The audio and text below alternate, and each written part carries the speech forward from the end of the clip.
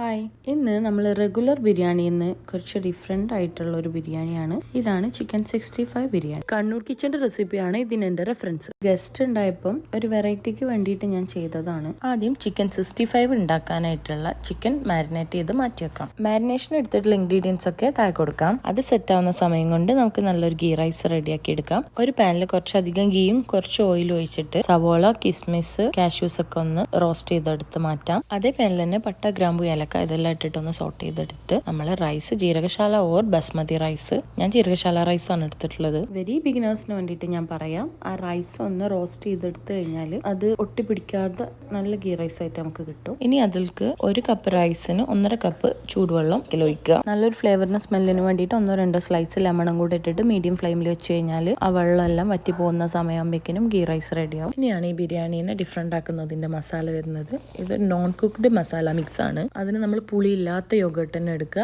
ബാക്കി അളവുകളും അതിലിടുന്ന സാധനങ്ങളെല്ലാം ഞാൻ മെൻഷൻ ചെയ്തിട്ടുണ്ട്. ഇനി നമ്മളെ ചിക്കൻ 65 കൂടെ ഒന്ന് പൊരിച്ചെടുത്തു കഴിഞ്ഞാൽ നമുക്ക് ഇതെല്ലാം കൂടെ ഒന്ന് അസംബിൾ ചെയ്ത് ദമ്മിടേണ്ട പരിപാടിയുള്ളൂ. അപ്പൊ ഇത്രയേ ഉള്ളൂ. വന്നവരും നിന്നവരും കഴിച്ചവരൊക്കെ നല്ല ഫീഡ്ബാക്ക് ആയിരുന്നു ബിരിയാണിക്ക്. എല്ലാവർക്കും വളരെയധികം ഇഷ്ടമായി എന്നാണ് പറഞ്ഞത്. പക്ഷെ എൻ്റെ അഭിപ്രായത്തിൽ നമ്മൾ ആ ഉള്ളിയും തക്കാളിയൊക്കെ വാട്ടിയിട്ടുള്ള നാടൻ ബിരിയാണിന്റെ അത്ര പോരാ. ഓക്കെ, അപ്പൊ കഴിഞ്ഞു. ബൈ.